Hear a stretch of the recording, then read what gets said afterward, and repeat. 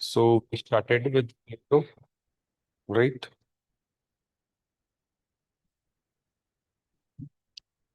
थोड़ा सा प्लेटो की लाइफ के बारे में देखा था। एग्जैक्टली exactly किस तरीके से उनके समय में सिटी स्टेट्स हुआ करते थे। ओके, तो ये सब हम लोगों ने ऑलरेडी देख लिया था। आज हम लोग प्लेटो की जो थियरी ऑफ नॉलेज है, थियरी ऑफ फॉर्म्स, जो अपने को यूपीएससी ने ऑलरेडी एग्जाम में पूछा हुआ है, उन सब चीजों के बारे में थोड़ा सा डिटेल में देखेंगे। तो एनीवेज, आई होप सब लोगों को ये पता है कि what is western political thoughts.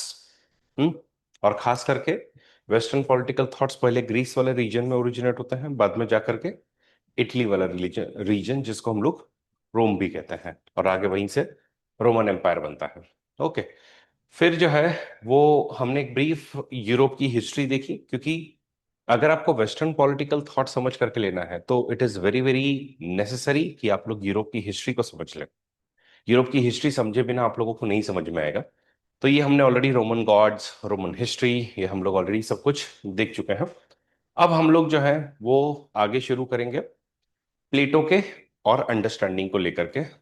तो बेसिकली कभी भी किसी भी थिंकर को अगर हम लोग सीखें तो what are the most important parameters, मतलब बहुत बार ये रिक्वेस्ट आती रहती है कि सर हम लोग जो थिंकर भूल रहे हैं, थिंकर भूल रहे हैं, तो कैसे याद रखें।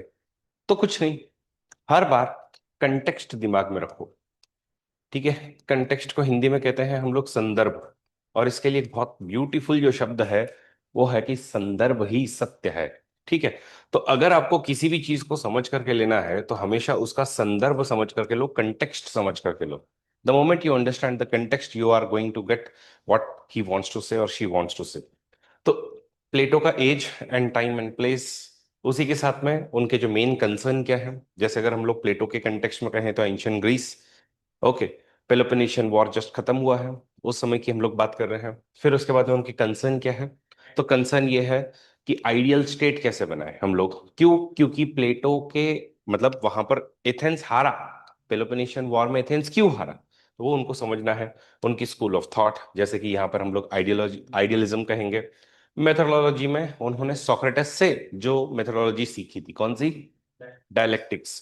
वो हो गए इन्फ्लुएंसेस इनके ऊपर में किस किस के थे, और इसी तरीके से इनके की आइडिया स्टेटमेंट क्या है, बुक्स क्या है, और कंट्रीब्यूशन क्या है। ये 8 पैरामीटर पे आप अगर किसी भी थिंकर्स को अगर आप लोग जज करो तो आप लोगों को समझ में आ जाएगा, आपको याद आ जाएगा। इनफैक्ट मैं तो ये भी कहूंगा कि वेस्टर्न पॉलिटिकल थॉट में अगर सबका क्लासिफिकेशन ही आप अगर इन 8 चीजों के अंदर में कर दो, मैं तो कहूं आप लोग सिर्फ चैट जीपीटी को भी ये वाली कमांड दे दो तो मोर देन सेकेंड, ठीक है, वो भी आपके लिए इतना काम जो है वो करके दे देगा। एनीवेज, तो हम लोग आते हैं प्लेटो पे। उनका टाइम 427 से लेकर के 347 बीसी का है। ओके, और मैंने आपको बताया कि 399 बीसी में एक बहुत बड़ी घटना हुई थी। क्या हुई थी 399 बीसी में? सोक्रेटस, उनके ऊपर में 2 आरोप लगे थे। एक कि जो एग्जिस्टिंग गॉड्स है उनको नहीं मानना, और दूसरा करप्टिंग द यूथ, और उसके लिए उनको हैमलॉक पीने की सजा दी गई थी। तो इस चीज ने उनको बहुत ज्यादा इम्पैक्ट किया प्लेटो को। ओके, इनफैक्ट बाद में प्लेटो को बहुत अलग अलग जगह पे, उसके बाद में भी वो एग्जाइल में थे। जैसे ही उनको मौत के आदेश दिए तो उसके बाद में ऑब्वियसली अब ऐसी ही सत्ता होगी ना जो फिर उनके अनुयायियों को भी परेशान करेगी। तो प्लेटो खुद जो है वो एक्साइल में गए हुए थे, और उस समय में उन्होंने बहुत सारी चीजें अलग अलग जगह जगह करके सीखी। जैसे मैं अगर आपको मैप बताऊं तो आप ये देखो कि ही स्टार्टेड टू ट्रैवल। तो मान लीजिए ये अपने एथेंस में थे। ओके, तो ये एथेंस है। एथेंस से फिर वो साउथ सदर्न इटली में गए जहाँ पे पाइथागोरस जो है उनसे मिले, तो उनसे सब कुछ सीखा। तो पाइथागोरस ने कहा था कि भाई मैथमेटिक्स से भी हम लोग बहुत कुछ सीख सकते हैं, और वही एकदम ट्रुथ है। मैथ्स ही एक ऐसी चीज है जो हमेशा सच रहेगी। तो सही बात है ना कि आप देखो 2+2 = 4, और आप ये आप कहीं पर भी चले जाओ वो हमेशा 2+2 को 4 ही कहेंगे। लेकिन ह्यूमन नेचर के बारे में ऐसा नहीं कहा जाता है ना, है कि नहीं? तो उनसे वो वाला पार्ट सीखा। फिर साइरीन में गए थे जो कि नॉर्थ अफ्रीका में आता है। वहां पर भी अगेन मैथमेटिक्स जो है उन्होंने सीखी, वहीं से उनकी लाइफ लॉन्ग ऑब्सेशन जो मैथमेटिक्स को लेकर के शुरू होती है। अच्छा, बाय द वे, पाइथागोरस जो है उनसे थियरी ऑफ सोल सीख करके आए थे वो। ठीक है, ऐसे ही अगर हम लोग देखें तो मेगारा में गए हुए थे, अगेन वहां पे डायलेक्टिक्स जो है उनका मेजर फोकस रहा। इजिप्ट गए थे, वहां से एस्ट्रोनॉमी, थियोलॉजी, एंशंट विजडम और क्या है वो सब कुछ उन लोग जो सीख करके आए थे। तो आप देखोगे तो बेसिकली जब भी कोई अगर इतना वास्ट अगर कुछ लिखता है ना तो कहीं ना कहीं से ऐसे सीख के आया होता है। तो 80 साल उनकी उम्र थी प्लेटो की। तो 80 साल में अब वो हर तरफ में गए हुए थे। ठीक है। तो ये था, और बाद में फिर जब उनको लगा कि भाई हाँ पॉलिटिकल एटमॉस्फेयर जो है वो काफी अच्छा है। ओके। अच्छा, अब इसी बीच में ये एक और एरिया में भी गए थे। ओके। तो यहीं पे सिसिली करके एक एरिया है, आप लोग देखोगे तो इटली के अंदर में ना यहाँ पर सिसिली वाला जो एरिया है। ठीक है। तो अभी if I am not wrong तो इधर का जो किंगडम हुआ करता था उसका नाम हुआ करता ऐसे कुछ साइक्यूरो, ऐसे साइक्योर, ये ऐसे कुछ नाम है। ठीक है।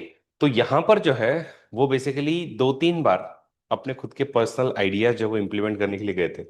लेकिन हुआ क्या कि वहां का राजा खुश ही नहीं हुआ उनसे, इनफैक्ट उसको स्लेव बना करके बेच दिया। फिर उनके किसी दोस्त ने उनको देखा कि अरे ये तो प्लेटो है करके, फिर उन्होंने खरीद करके उसको छुड़ाया।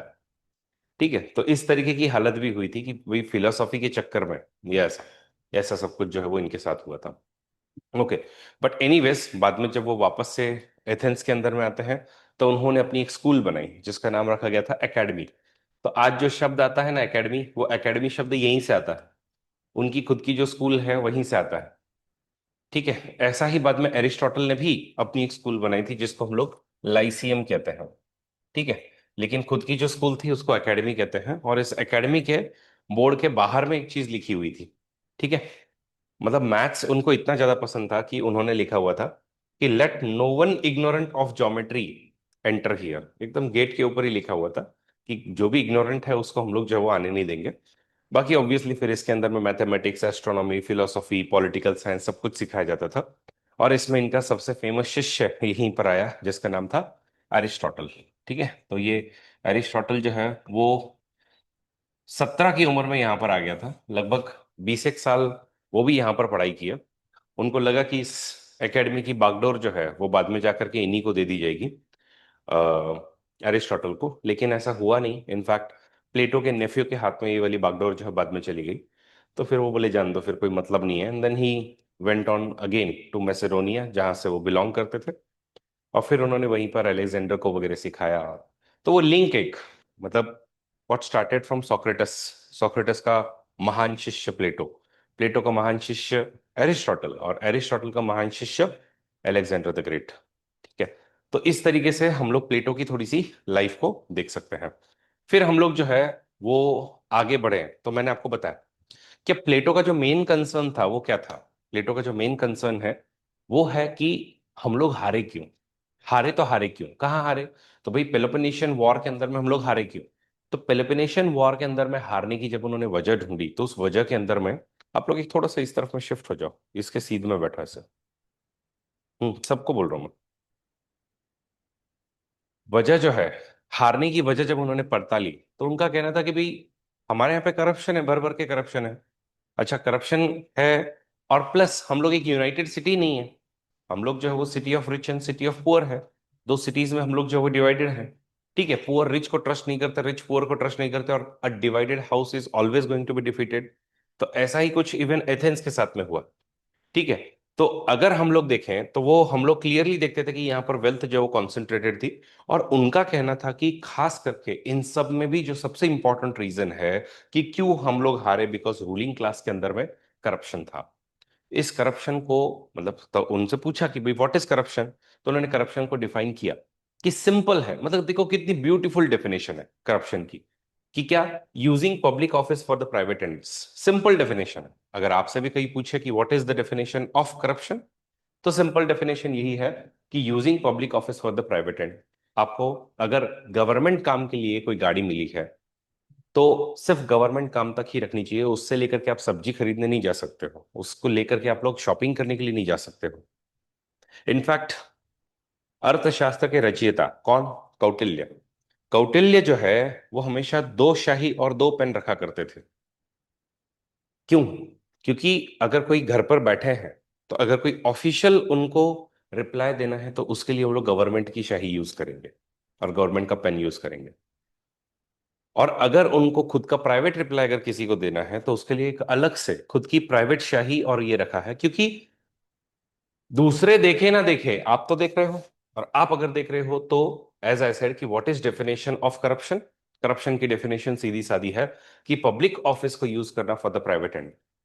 और बाकी फिर रूलिंग क्लास के लिए एक और करप्शन की बात ये होती है कि आपको जो कहा है करना चाहिए वो आप नहीं करते, और जो आपको नहीं कहा है वो आप करते हो, तो उसको भी हम लोग करप्शन कहते हैं। तो दिस मतलब ये तो मैं कहूंगा कि इवन आप लोग GS4 के अंदर में सिंपल ये वाली डेफिनेशन यूज कर सकते हो। आप लोगों को कहीं पे करप्शन अगर डिफाइन करना है तो आप लोग प्लेटो को ले सकते हो, और प्लेटो के वर्ड्स में आप लोग डिफाइन कर सकते हो कि व्हाट इज करप्शन। ठीक है। एनीवेज, फिर उनसे पूछा कि भाई मतलब ठीक है करप्शन है, लेकिन करप्शन का कॉज क्या है? तो वो कहते हैं कि रूलिंग क्लास का इग्नोरेंस, सारी की सारी गलती जो है वो रूलिंग क्लास की है। कि रूलिंग क्लास जब मतलब उनमें अक्ल ही नहीं है, ओके, तो फिर हमको उनको अक्ल देनी पड़ेगी। और उनके अंदर में अक्ल क्यों नहीं है? उनको क्यों लगता है कि करप्शन सही है? It is because ignorance. अच्छा, ये इग्नोरेंस वाली जो बात है उन्होंने कहाँ से निकाली मैं आपको बताता हूँ। वहीं से फिर उन्होंने एक फेमस स्टेटमेंट भी निकाला कि until the philosophers are rulers और rulers learn the philosophy there is no end to predicament of the human life. मैं आपको बताता हूँ, इसकी एक मस्त स्टोरी है। थोड़ा सा अपने को आगे जाना पड़ेगा। आई थिंक फिलोसोफर किंग के यहाँ पर मैंने वो वाली चीज जो है वो डाल के रखी है। ठीक है। सो बेसिकली होता क्या है ना, ये सब हम लोग सीखने वाले हैं। फिलोसोफर किंग,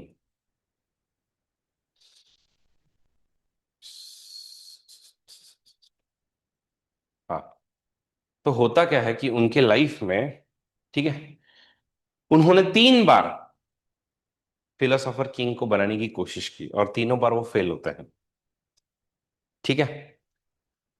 तो पहले तो जब वो एग्जाइल में थे, उसी समय में एज आई सेड कि वो जो है वो कहाँ पर जाता है, तो he goes to one of the Sicily के अंदर में जो एक एरिया था, ओके, तो वहां पर वो जाता है और वहां पर ये डायोनिसियस डायोनिसियस ओके, डायोनिसियस 1 जो है, तो उसके पास में जाते हैं। और वहां पर जो वो मर जाते हैं, तो उस समय में वो जाते हैं, एज एक लगभग 60 के करीब में होगी, कि भाई अब मैं मेरा जो अब तक की जो आइडियाज थी वो मैं इंप्लीमेंट करने जाता हूँ। तो यहाँ पर जब वो जाते हैं, तो मतलब वो खुद एक फिलोसोफर थे, वो इसको फिलोसोफर किंग बनाने की कोशिश करते हैं, तो उसको समझाते हैं सिखाते हैं, लेकिन उसको कोई इंटरेस्ट ही नहीं था। बाद में ये जो राजा मरने के बाद में उसका जो बेटा आता है, उसके में भी अगेन वापस से कोशिश करते हैं, वहां पर भी वो मिजरेबली फेल होते हैं। ओके। तो वो पहली बार जब वो जाते हैं तो वहां पर वो देखते हैं कि भाई एक फिलोसोफर का क्या हाल कर दिया तुमने, मतलब उसको भी तुमने स्लेव बना करके बेच दिया है। तो ये क्या है? ये इग्नोरेंट है, रूलिंग क्लास इग्नोरेंट है, राजा भी इग्नोरेंट है, और जो डेमोक्रेसी के अंदर में लोग हैं वो भी इग्नोरेंट है, इसलिए उन्होंने सोक्रेटिस को मार दिया, है कि नहीं? तो इस वजह से हम लोग जो है वो ये देखते हैं।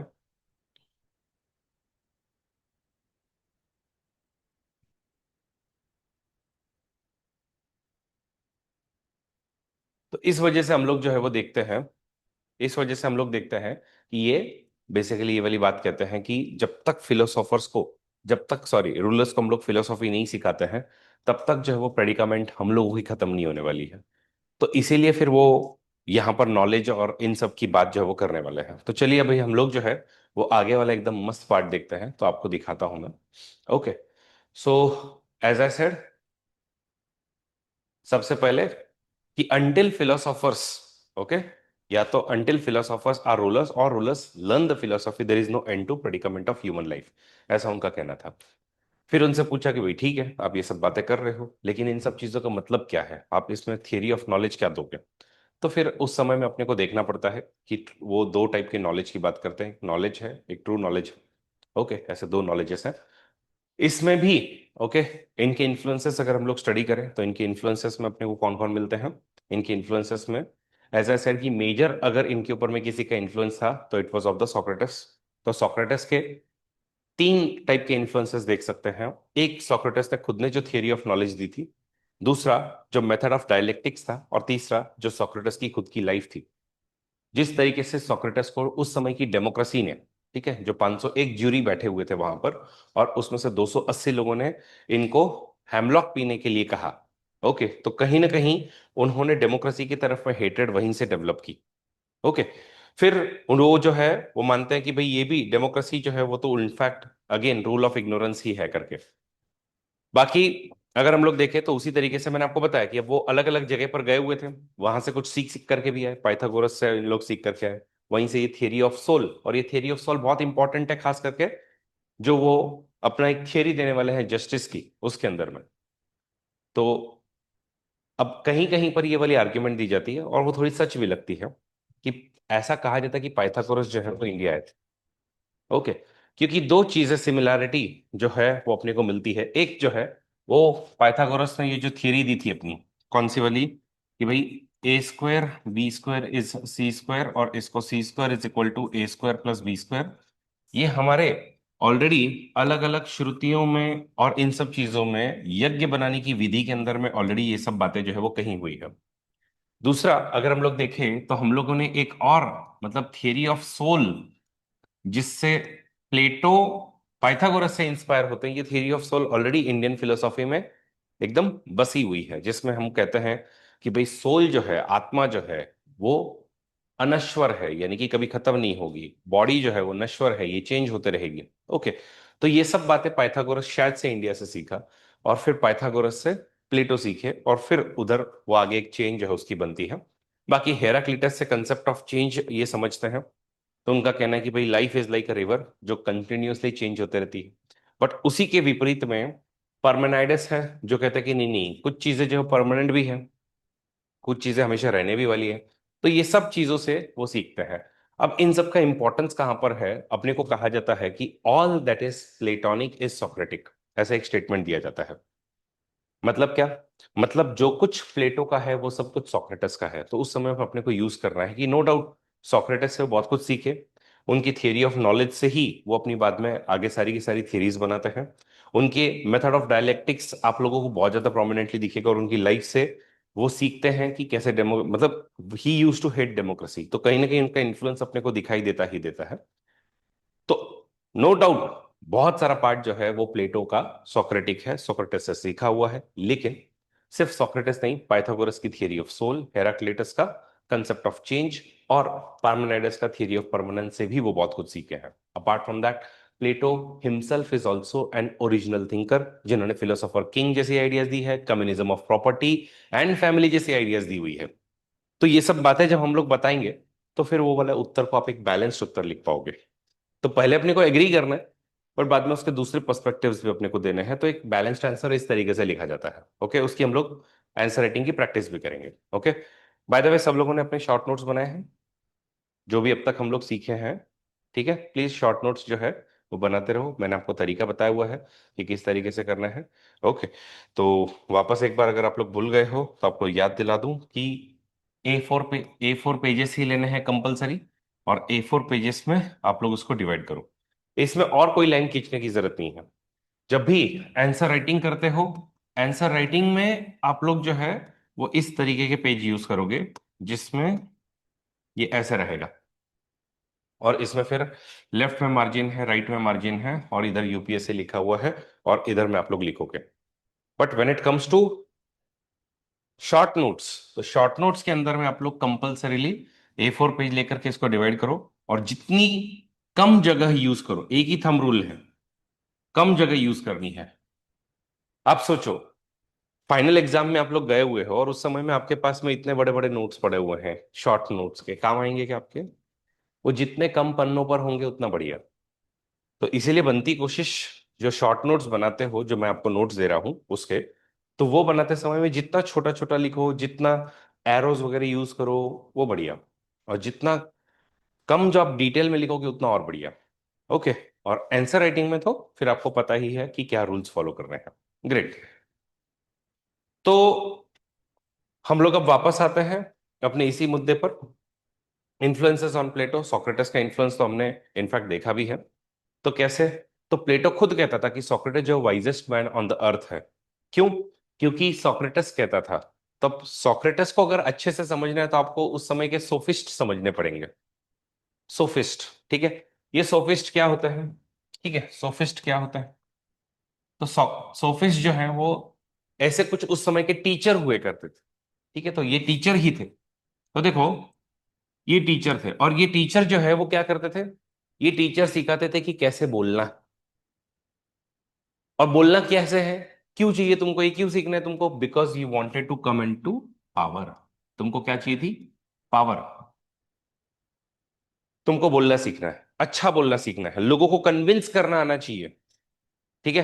तो वो उस समय में उसके जो मेथड्स थे उनके, उन मेथड्स को कहा जाता था रेटोरिक। क्या बोलते थे?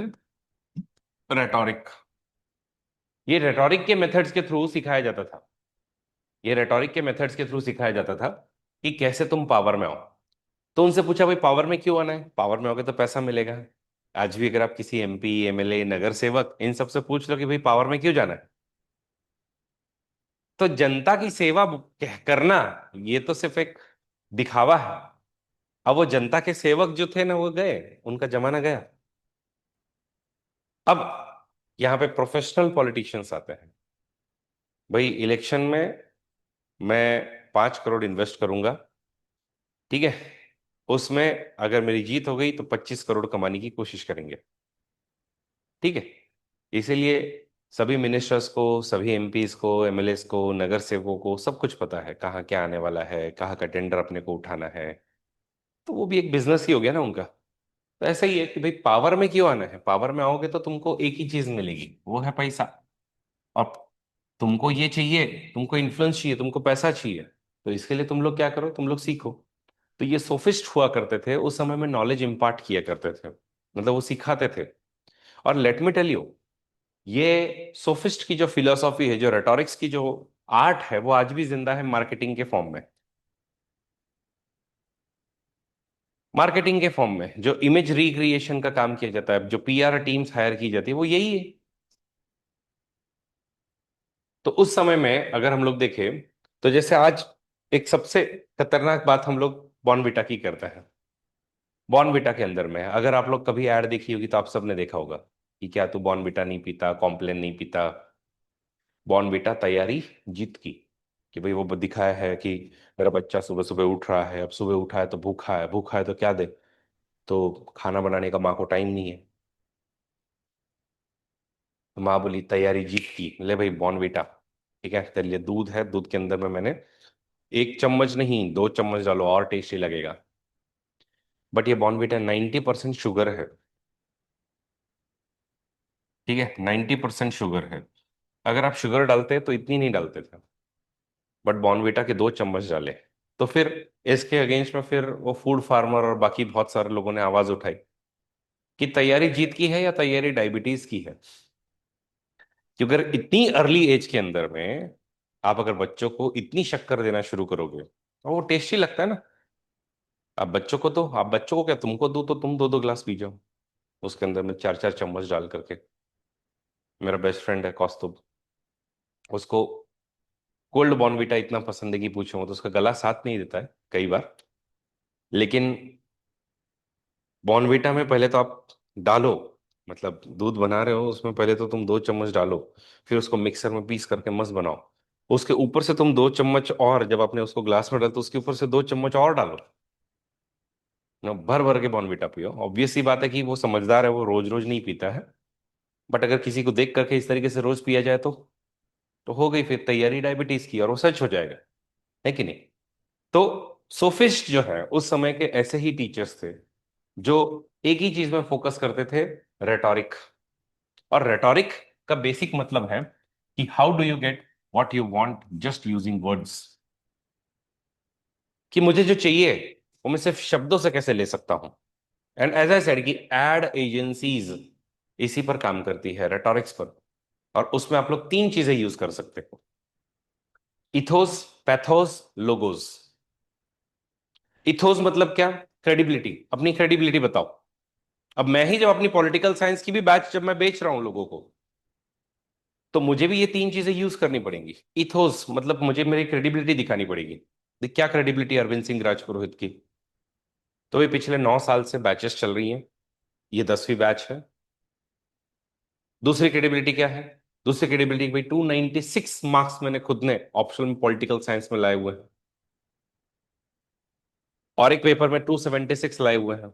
मतलब हाई मार्क्स, खुद के हाई मार्क्स से तो फिर क्रेडिबिलिटी बन गई कि भाई अच्छा अगर खुद ने स्कोर किया तो बच्चों में भी करवाता होगा। और क्रेडिबिलिटी क्या? भाई इनके अंडर में मल्टीपल ऑफिसर्स बने, चाहे आप इसके अंदर में आईएएस गुंजाल की बात करो, ठीक है, आईपीएस सॉरी, या आईएएस ओमकार पवार की बात करो, सुब्रमण्यम के अगर की बात करो, तो ethos.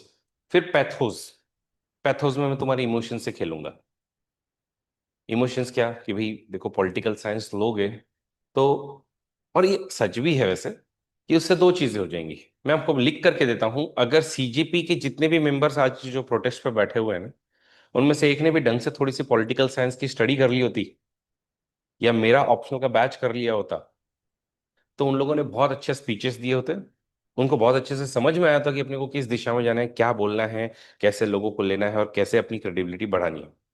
Late me tell you, CJP की सबसे बड़ी प्रॉब्लम फिलहाल में ये है कि उनको कोई भी सीरियसली नहीं ले रहा है। ले रहा है क्या?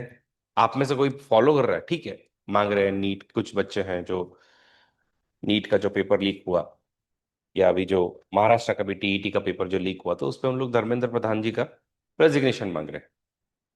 बट मैं कह रहा हूँ कि उसको कोई सीरियसली ले रहा है क्या? बस कुछ लोग हैं जो वहां पर जाते हैं, वो खुद भी सीरियस नहीं है। थोड़ा सा पॉलिटिकल साइंस का स्टडी किया होता ना, उनको समझ में आता कि सच में लोगों के भावनात्मक मुद्दों को कैसे लेना है।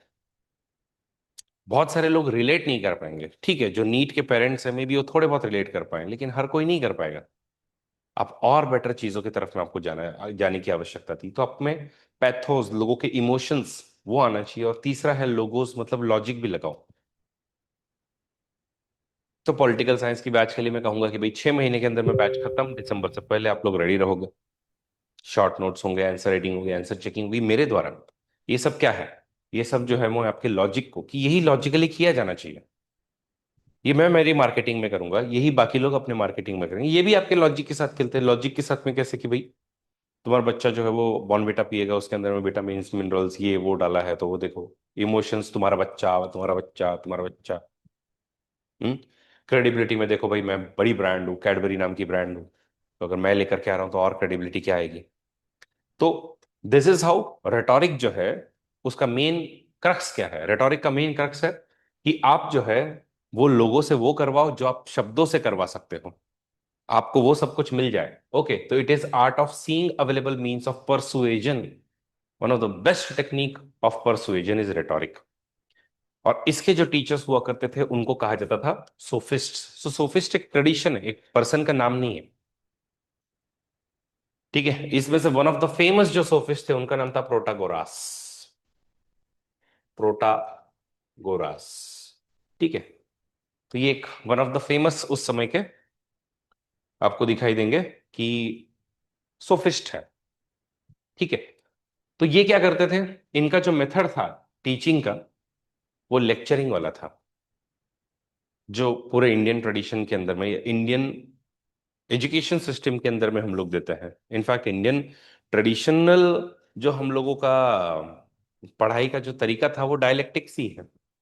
आप हर बार देखो, आप अगर बहुत सारे पुराण वगैरह अगर पढ़ोगे तो उनके अंदर में आप देखोगे तो हर बार एक प्रश्न जो है वो गुरु गुरु को किया जाता है, फिर गुरु उसका उत्तर देते हैं, वापस से शिष्य जो है वो वापस से उसका क्वेश्चन करते हैं, वापस उसका उत्तर आता है। तो ये कंटिन्यूअस जो प्रोसेस चलती है, तो वो डायलेक्टिक्स है। अब मैंने आपको पिछली बार बताया भी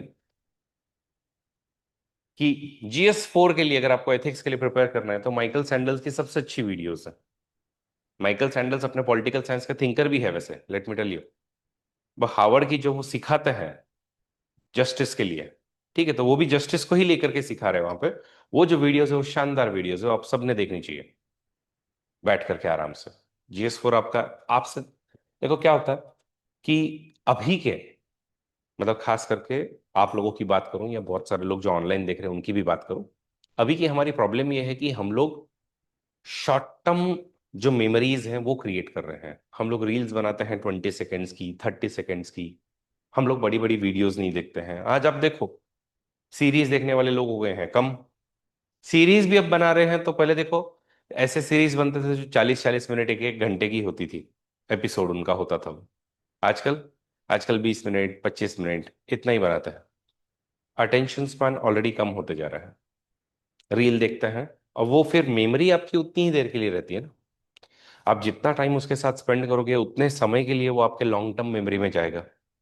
तो हम लोग अब क्या कर रहे हैं? अब बहुत सारे बच्चे बोल रहे हैं कि सर हमारे तो इस बार यूपीएससी की प्रीलिम्स नहीं हुई। क्यों नहीं हुई? क्योंकि इतना लेंदी पेपर था। अरे भाई, तुमसे मांगी ही रीडिंग एबिलिटीज जा रही है। अब तुम शॉर्ट वीडियोस देख करके किसी ने डाल दिया कि हाँ भाई 1 घंटे के अंदर में सारी पॉलिटी खत्म करो, 10 घंटे के अंदर में पूरा का पूरा हिस्ट्री का रिवीजन। 10 घंटे के अंदर में सारा का सारा हिस्ट्री अगर आप लोगों को सीखने को मिल रहा है, और आप लोग बोले कि मैं बुक्स नहीं पढ़ूंगा और रैदर जा करके वो 10 घंटे के अंदर मैं सारा का सारा हिस्ट्री सीख लूंगा, और उसके बाद में अगर आप लोग एक्सपेक्ट करते हो कि मैं जाऊं और प्रीलिम्स क्लियर करूं, तो ये होने वाला नहीं है। आपको उस बुक के साथ बैठना पड़ेगा, आपको थोड़ा सोचना पड़ेगा। जब उसमें मल्टीपल टाइम्स विचार करोगे तब वो आपके लॉन्ग टर्म मेमोरी में जाकर के बैठेगा। मे बी आपको हाथों से थोड़ा लिखना पड़ेगा। तो पूरी मेहनत नहीं करनी और बाद में फिर एक्सपेक्ट करना है कि हमको 100% सक्सेस मिले, तो वो तो नहीं होने वाला है। यूपीएससी चाहती है कि आप लोग लॉन्ग रीडिंग करो, लंबी रीडिंग करो, बुक्स पढ़ो, लंबे समय तक पढ़ते रहो। ठीक है, इसीलिए उस तरीके के पेपर डिजाइन कर रहे हैं। तो anyways, what I was saying कि इनका जो है वो वन वे टीचिंग था, कि बस मैंने सिखाया, आप नोट करो, मैं आपको उसमें आर्ट में और पारंगत बनाते जाऊंगा, and now you just go, और जा करके बस मैंने जो आपको सिखाया वही बड़बड़ करके आ जाओ। PR agency type. और ये जब आप करोगे तो ऑफिशियल डायलॉग राइटर्स हुआ करते थे इनके।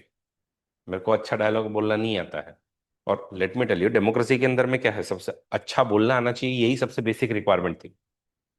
तुमको पावर में आना है तो वही करना है ना।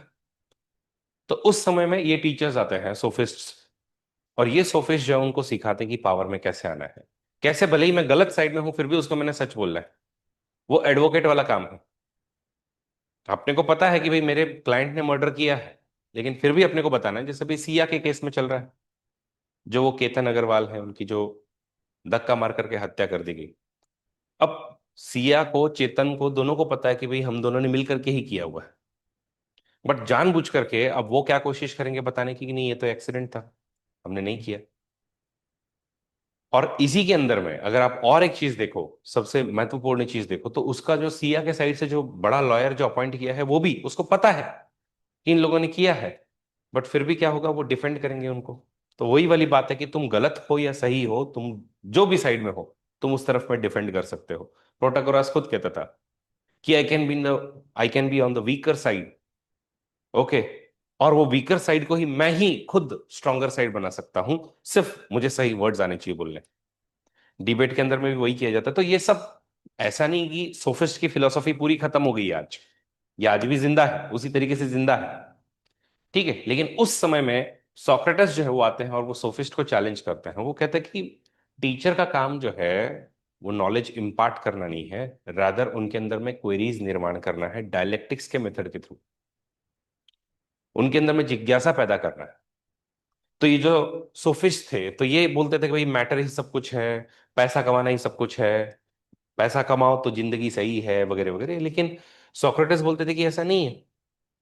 और ये सोफिस्ट जान ऐसा बोलते थे कि भाई मेरे को सब पता है, तुम बस मेरे पास आओ, पैसा दो और सब जान जाओ। लेकिन सोक्रेटिस पहले से ही बोलते थे, क्या बोलते थे, भाई आई नो नथिंग, मुझे कुछ नहीं आता है, मैं तो सिर्फ सीखने के लिए आया हूं। और ये जो सोफिस्ट के जो मेथड हैं ये सारे के सारे गलत हैं। आपको क्या करना है, आपको जो है वो ट्रू नॉलेज की तरफ में जाना है, रादर देन नॉलेज की तरफ में या रेटोरिक की तरफ में। और ट्रू नॉलेज सिर्फ और सिर्फ डायलेक्टिक्स से आएगा। और डायलेक्टिक्स क्या है? डायलेक्टिक्स जो एक वार्ता है, आप बात करो, हम क्वेश्चन करेंगे। डायलेक्टिक्स बहुत सारे लोगों को समझ में ही नहीं आता कि एग्जैक्टली कैसा है। मैं आपको डायलेक्टिक्स का एक बहुत बेस्ट एग्जांपल देता हूँ। ठीक है। तो डायलेक्टिक्स में क्या होता है ना, हमेशा एक थेसिस होगा, मतलब कि आइडिया होगी, उस आइडिया के अगेंस्ट में कोई एक दूसरी आइडिया आएगी, उसको हम लोग एंटीथेसिस कहेंगे। और फिर उसका सिंथेसिस होगा। तो थेसिस होगा, एंटीथेसिस होगा, उसका सिंथेसिस होगा। यही सिंथेसिस बाद में थेसिस बनेगा, उसके अगेंस्ट में एक एंटीथेसिस और आएगा, और वो वापस से उसका क्या करोगे आप, सिंथेसिस करोगे। और सिंथेसिस से ये दिस गोज ऑन, जब तक तुमको एक एब्सोल्यूट आइडिया ना मिल जाए। एग्जाम्पल के तौर पे हम लोग दें कि भाई सक्सेस, तो मैं आपसे पूछता हूं सक्सेस किस पर डिपेंड करता है? यस, आप कहोगे सक्सेस कंप्लीटली ऑनलाइन वाले, यस। सक्सेस किस पे डिपेंड करता है? आप कहोगे हार्ड वर्क पे। हार्ड वर्क तो फिर रोज जो है मेरे यहाँ पर जो लेबरर, डेली लेबरर जो आ रहा है, वो भी तो कर ही रहा है ना, मेरे से ज्यादा हार्ड वर्क कर रहे हैं। मैं तो खड़ा खड़ा सिर्फ सिखा रहा हूँ। पर जो बिल्डिंग बनाने के लिए जो बंदा मेरे पास में काम कर रहा है, वो भी तो हार्ड वर्क कर रहा है। तो फिर क्या सक्सेस सिर्फ हार्ड वर्क पर डिपेंडेंट है? तो एक उसकी दूसरी आर्ग्यूमेंट आएगी कि नहीं नहीं नहीं, many people who work hard लेकिन वो स्टिल फेल हो रहे हैं।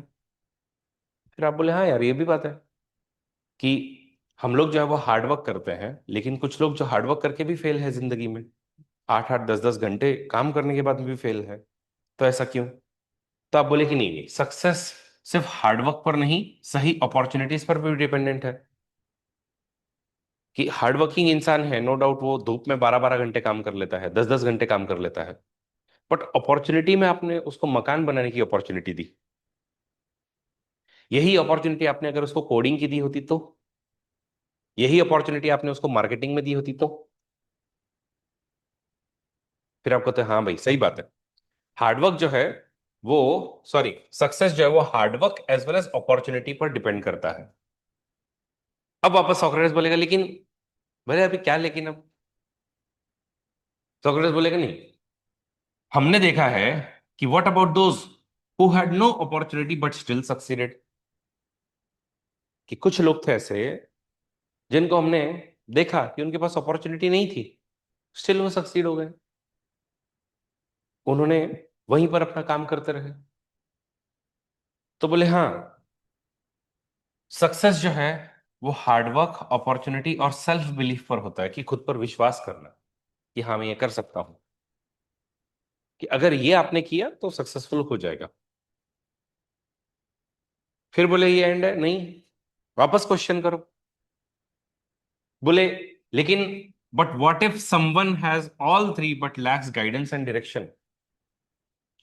कि एक इंसान है, उसको अपॉर्चुनिटी भी मिली है, उसने हार्डवर्क भी किया है, उसके ऊपर में सेल्फ बिलीफ भी है। जैसे मेजरली आप लोग जो यूपीएससी के एस्पिरेंट्स हो, आपको सब कुछ मिला, आपने बोला कि ठीक है भाई मैं हार्डवर्क करने के लिए रेडी हूं, मैं 12 घंटे पढ़ने के लिए रेडी हूं। बोले ग्रेट, अपॉर्चुनिटी मिली, बिल्कुल मिली। आप लोगों को जो है वो बुक्स जो चाहिए सारी की सारी वो भी मिली, प्लस आप लोग एग्जाम देने के लिए भी एलिजिबल हो, ये सब भी मिला आपको। और आपके अंदर में सेल्फ कॉन्फिडेंस भी है, सेल्फ बिलीफ भी है कि हाँ नहीं नहीं मैं कर सकता हूँ। मैंने अब तक कॉलेजेस में, स्कूल में टॉप किया है, अभी भी कर सकता हूँ।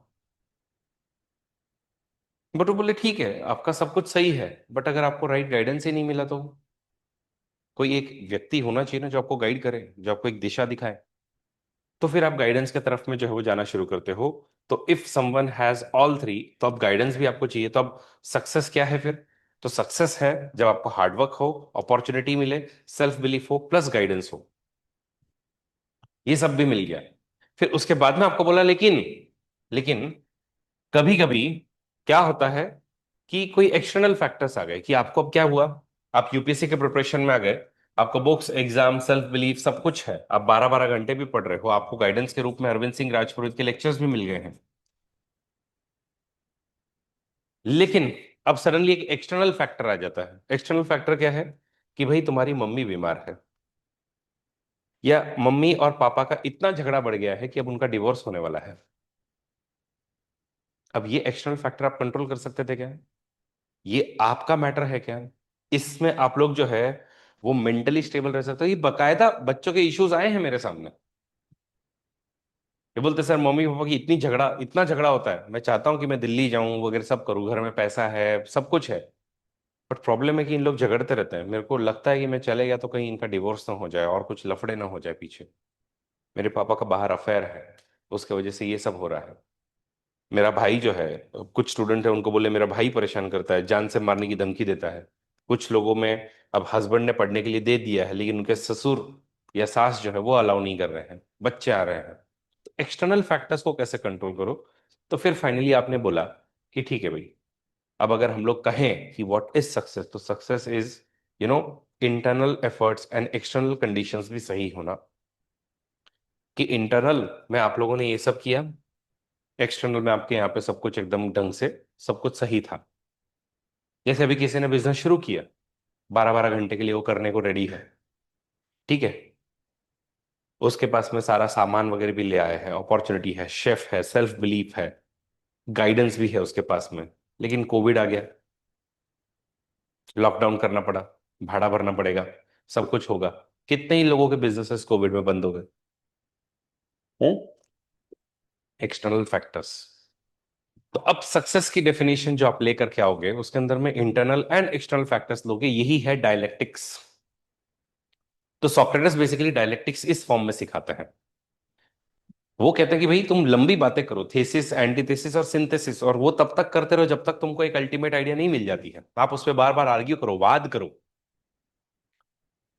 तो रैदर देन टीचिंग, मैं सिखाते समय मैं डायरेक्ट तुमको बोल सकता था ना कि success is equal to internal factors and external factors.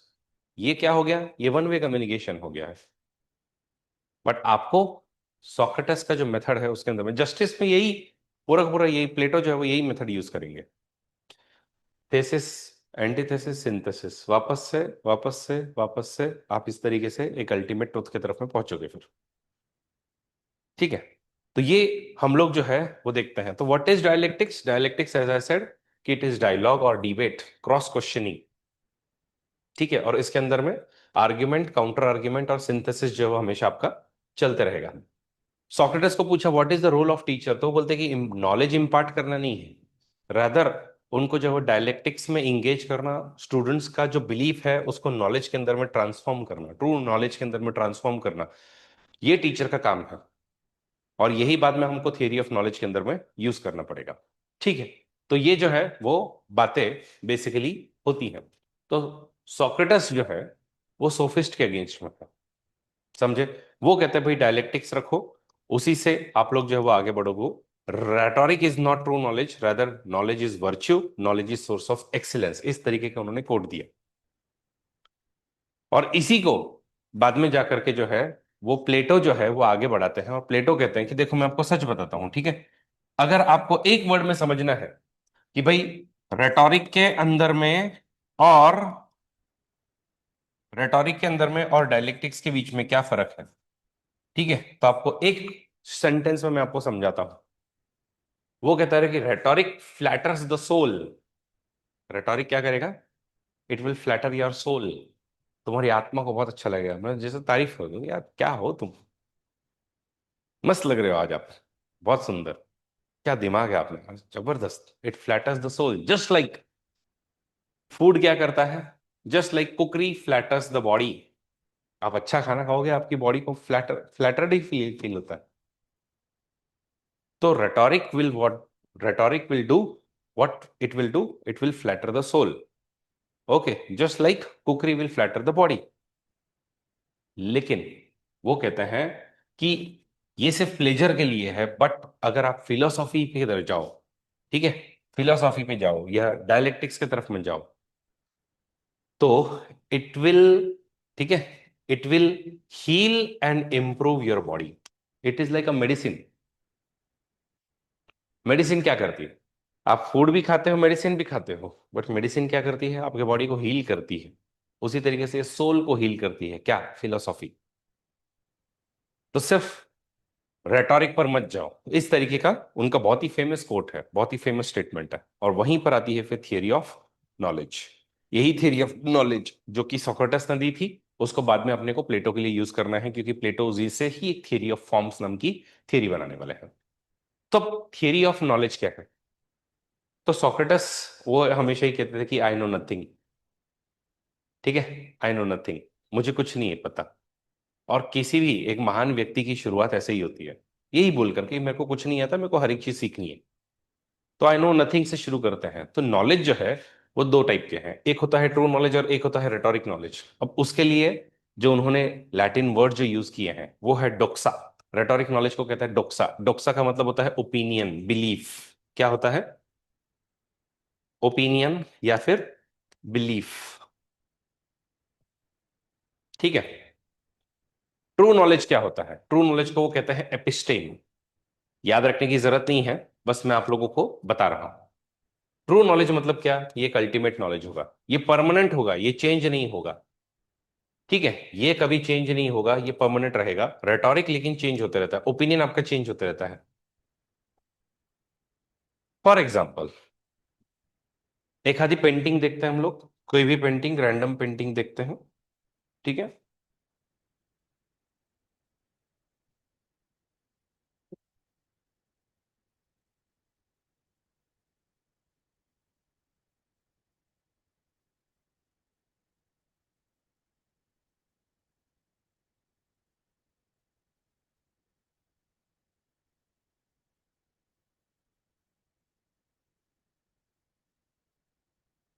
यही ले लो आप, एक पेंटिंग है।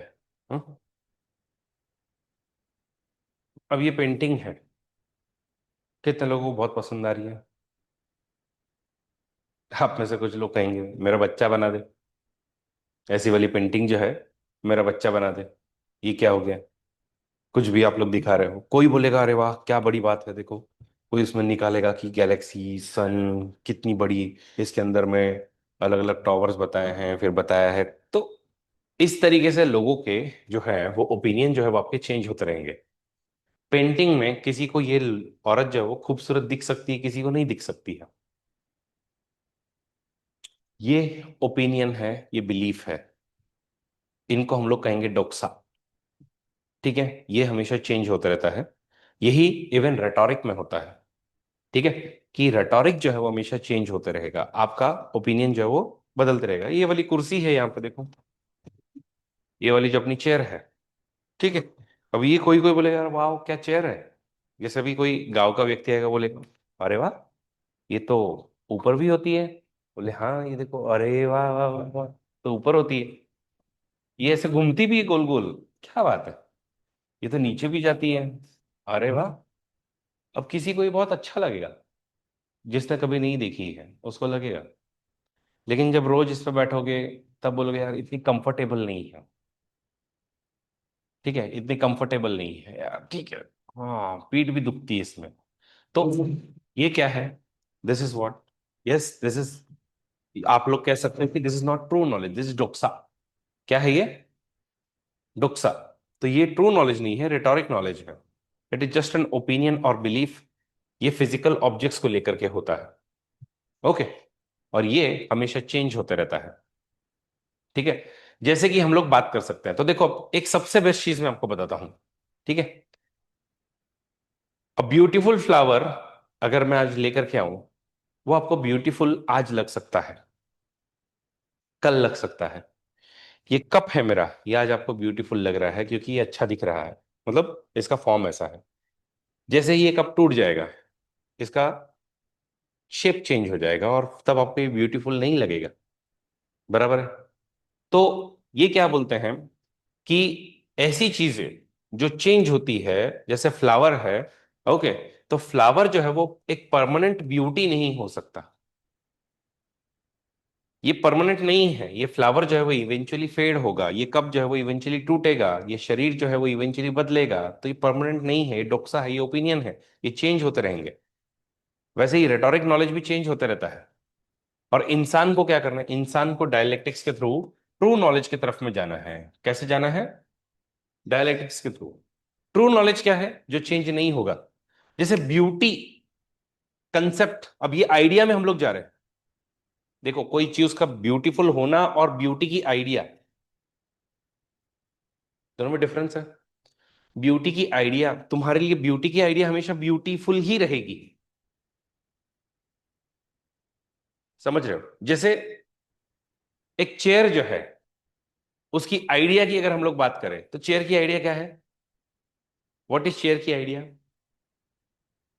हम्म, आप चेयर किसको कहोगे। यूजुअली जब आपके दिमाग में चेयर आती है तो सबसे पहले एक ऐसी चीज होगी जिसपे तुम बैठ पाओगे। ठीक है, ये चेयर जो है हो सकता है उसका एक पैर हो, चार पैर हो, बट मेजरली आप लोग चार पैर देखते हो। प्लस इसी चेयर के पीछे आप लोगों को थोड़ा सपोर्ट भी मिलेगा बैक के लिए। ये आपके दिमाग में एक चेयर की आइडिया है। ये आइडिया जो है, इसी को हम लोग कहेंगे फॉर्म। क्या कहेंगे इसको हम लोग, फॉर्म। फ्रॉम नहीं, फॉर्म। कि इसका जो आइडियल फॉर्म है वो ये है। मेरे दिमाग में जो चेयर की आइडिया है वो ये है कि चेयर ऐसी दिखती है। ये वाला जो वर्ल्ड है, इसको हम लोग आइडियल वर्ल्ड भी कहेंगे। क्या कहेंगे, क्योंकि ये आइडियाज में है, ये फिलोसॉफिकल वर्ल्ड मेरे दिमाग में है। और वही, ठीक है, इसी का एक रिफ्लेक्शन प्लेटो के हिसाब से रियल वर्ल्ड है। यानी कि इस वर्ल्ड को हम लोग जो देखते हैं, जिसको हम सेंसिबल वर्ल्ड बोलते हैं। सेंसिबल वर्ल्ड मतलब क्या, जिसको आप लोग सेंस कर सको। कि सेंसिबल वर्ल्ड के अंदर में आप चेयर पकड़ लो। अभी चेयर के तो एक फॉर्म है आपके पास। ठीक है, चेयर का एक फॉर्म है आपके पास। फॉर्म क्या है? चेयर। ये चेयर लकड़ी की हो सकती है, प्लास्टिक की हो सकती है, सोने की हो सकती है, चांदी की हो सकती है, इसके कोई भी वर्जन बन सकते हैं। ये चेयर टूटी हुई हो सकती है, मे भी इसका एक आधा पैर ना हो, ये चेयर में बैकरेस्ट ना हो, स्टूल हो, पर इन सभी को आप चेयर ही कहोगे ना।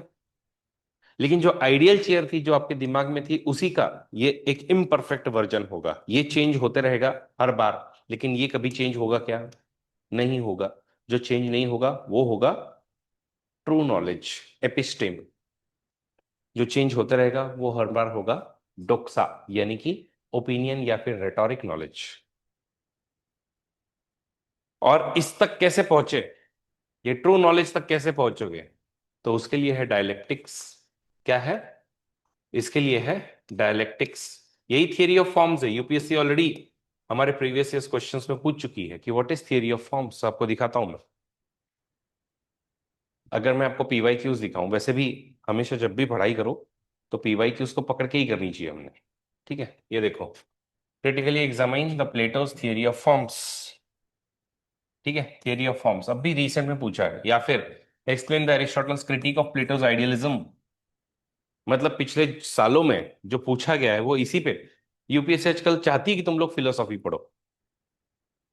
ठीक है, तो ये जो है वो प्लेटो की आइडियाज है, जो आई होप आप लोगों को समझ में आ रहा है। ठीक है, सोक्रेटिस और प्लेटो इनमें मर्ज हो जाते हैं। तो मैंने आपको बताया कि थियरी ऑफ नॉलेज जो है वो क्या है करके।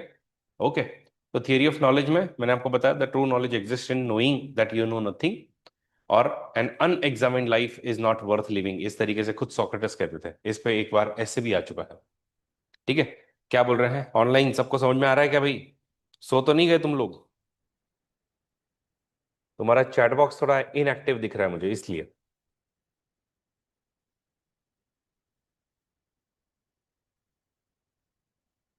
सर, हम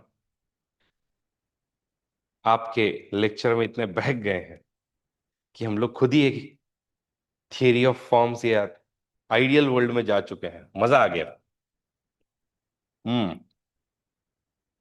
ठीक है, तो एनीवेज, ये सोफिस्ट के बारे में बातें हो गई, उनकी थियरी ऑफ नॉलेज ये वाली बातें हो गई। ओके, और वो कहते हैं कि भाई नॉलेज वर्च्यू, नॉलेज एक्सेलेंस है, और एक्सेलेंस की तरफ में अपने को जाना चाहिए। और यहीं से ये सारी बातें शुरू होती हैं जो मैंने आपको समझाई कि ट्रू नॉलेज और रेटोरिक नॉलेज में फर्क है। एक एपिस्टेम है, एक डोक्सा है। और अगर आपको पता करना है कि क्या है, तो आप सोल से पूछो। सोल से कैसे पूछोगे? सोल से पूछोगे through the method of dialectics. Dialectics का मेथड क्या है, हमने ऑलरेडी देखा। टीचर का काम क्या है? It is to teach dialectics rather than just giving the lectures. Hmm. तो ये सब बातें जो है वो हम लोग देखते हैं, और वहीं से थियरी ऑफ नॉलेज जो है वो शुरू होती है आपकी। ओके, ये थियरी ऑफ नॉलेज को ही यूज करके वो अपनी थियरी ऑफ फॉर्म्स जो है बनाएगा। मैं आपको एक मस्त क्या कहते हैं, डायग्राम दिखाता हूँ, उससे आपको समझ में आएगा। ये सेंसरी वर्ल्ड है। क्या है?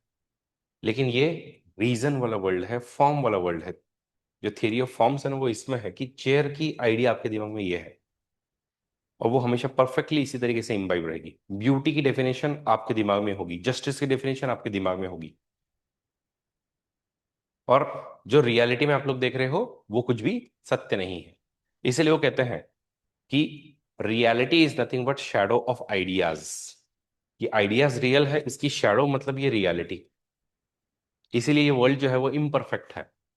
ओके, तो थियरी ऑफ फॉर्म्स के वर्ल्ड में, जो आप वर्ल्ड ऑफ फॉर्म्स की बात करते हैं, वर्ल्ड ऑफ आइडियाज जो है, उसके अंदर में हर एक चीज परफेक्ट होती है। और उसका मैंने बेस्ट एग्जांपल आप लोगों को दिया है, वो मतलब सर्कल।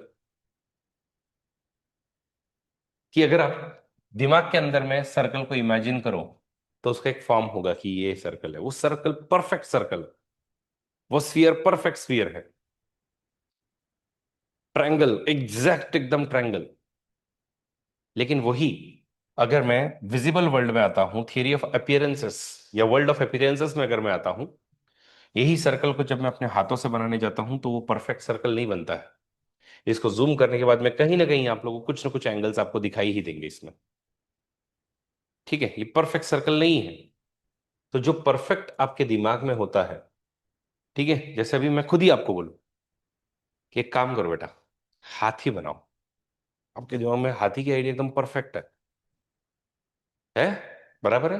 वो कैसी है, कांस्टेंट है, एब्सोल्यूट है, हर बार आप बोलोगे हाथी आपका वैसा ही। हाथी को इमेजिन करने के लिए अगर मैं आपको बोलूं तो आपके दिमाग में हर बार वैसे ही हाथी आएगा। सही है ना।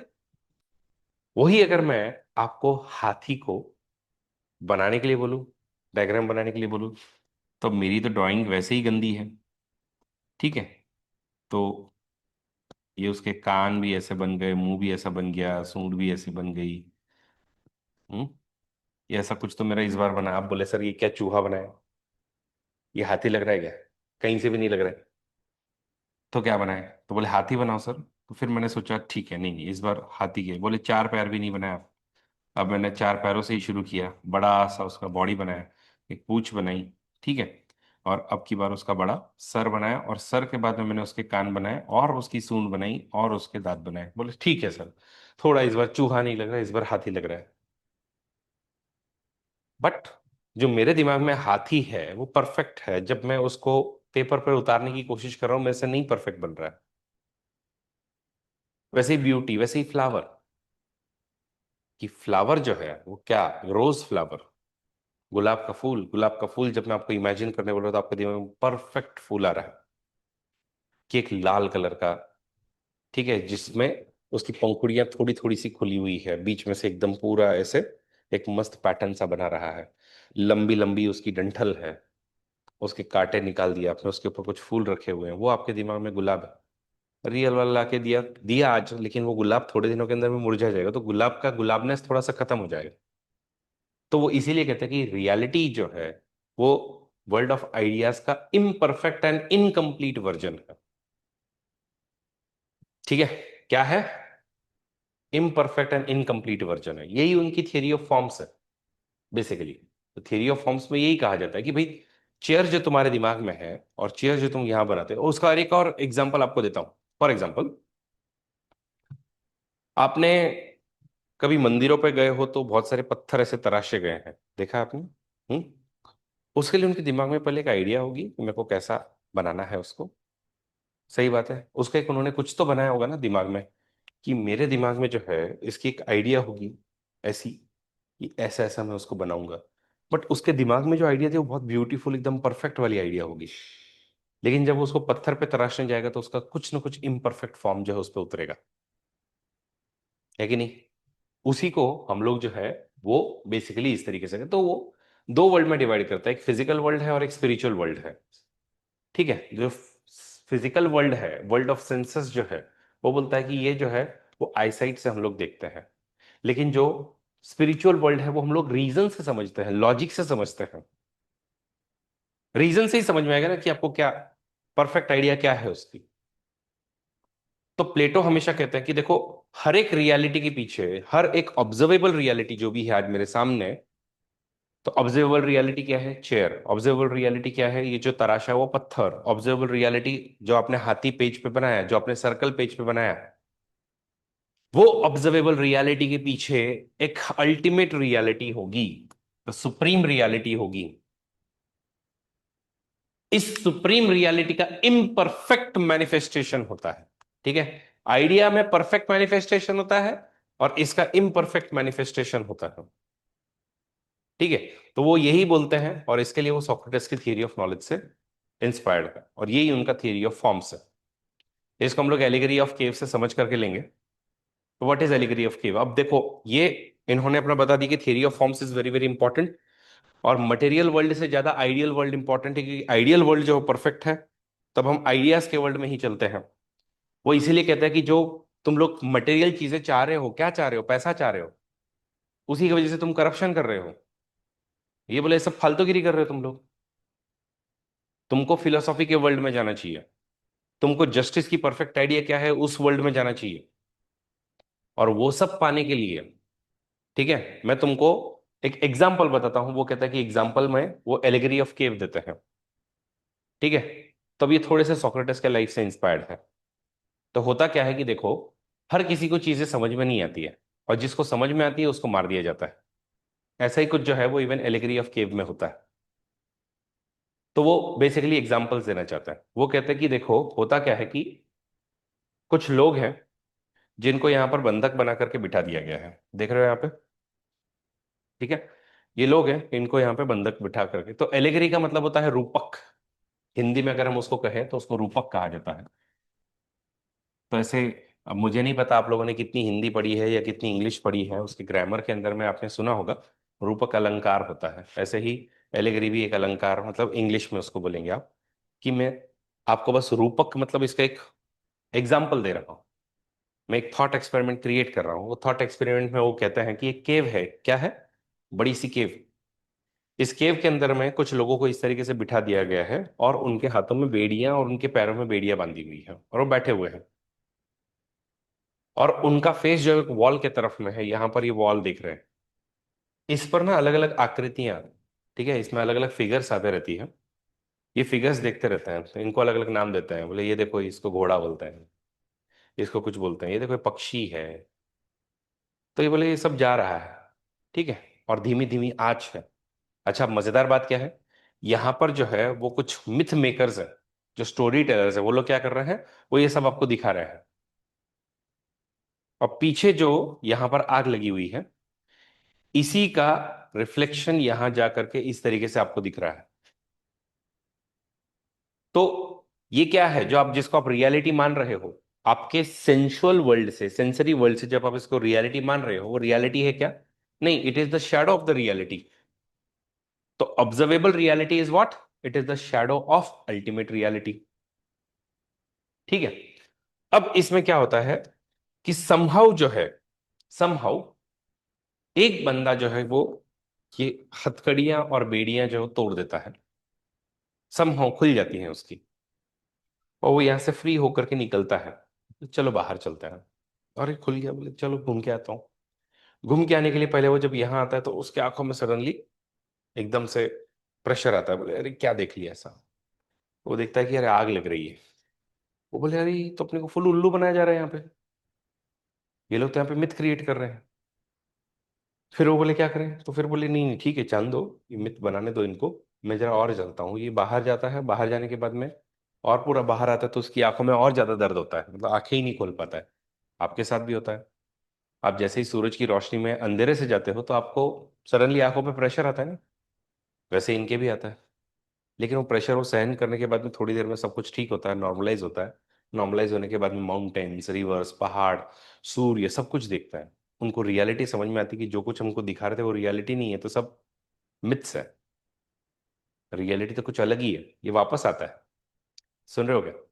ये वापस आता है, वापस आने के बाद में इन सबको बोलता है भाई चलो, बोले ये जो तुम देख रहे हो रियलिटी नहीं है, रियलिटी इससे परे है, मैं तुमको दिखाता हूँ, चलो मेरे साथ में। तो ये पागल लोग उसी को वहां पे मार देते हैं, क्योंकि उनको आदत हो गई है वहां पे, वो बोलते कुछ भी बोल रहे थे, और इसी को वहीं पे मार देते हैं। Basically this person is nothing but Socrates. ये सोक्रेटस जो अपने इग्नोरेंस को ओवरकम करता है। ये जो बेड़ियां हैं, जो रिलक्टेंस है, इन रिलक्टेंस को तोड़ करके वो बाहर जा रहा है। उसने देखा कि ये सब मिथ क्रिएट किए जा रहे हैं, ये ट्रू नॉलेज नहीं है। ये बाहर गया, इसने रियलिटी समझी, वो तुम सबको वापस से रियलिटी में लेकर के आना चाहता है। बट हुआ क्या, इन लोगों ने और इन लोगों ने मिल करके उसको मार दिया। मिथ मेकर तो चाहते ही हैं रेटोरिक उनका, वरना उन लोग रूल कैसे करेंगे ना तुम्हारे ऊपर में। ये एलेगरी ऑफ केव है। इस एलेगरी ऑफ केव का यही मतलब बनता है। The cave symbolizes ignorance. ये चेंज जो है वो रिलक्टेंस है, तुमको इससे बाहर आना है, बट तुम इससे बाहर ही नहीं आ पाते हो। ये जो बेड़ियों में बंधे हुए लोग हैं, इनके पीछे जो कुछ बनाया जा रहा है, इनको लगता है अरे यही रियलिटी है, पर ये रियलिटी नहीं है। ये क्या है? ये तो शैडो है। अब इनमें से एक बंदा जो फ्री होकर के उधर जब केव के बाहर चले जाता है, और वापस जब इनको समझाने के लिए आता है तो उसी को मार दिया जाता है। तो वो कहता है कि इनफैक्ट यही होता है, तो तुम फिलो, तो अब वो कहते हैं कि तुम इस बात को समझो। और यही आइडिया जा करके बेस बनती है फिलोसोफर किंग का। मतलब एलेगरी ऑफ केव दी क्यों है? एलेगरी ऑफ केव इसीलिए दी है कि overcome the reluctance, ignorance and attain the true knowledge and ultimate happiness. और वहीं पे वो कौन कर पाएगा? वो फिलोसोफर किंग ही कर पाएगा, तो फिलोसोफर किंग बनो तुम। समझे? तो theory of forms and allegory of caves दोनों कनेक्टेड है। अगर थियरी ऑफ फॉर्म्स का सवाल आता है तो उसके अंदर में एलिगरी ऑफ केव लिखना पड़ेगा आपको।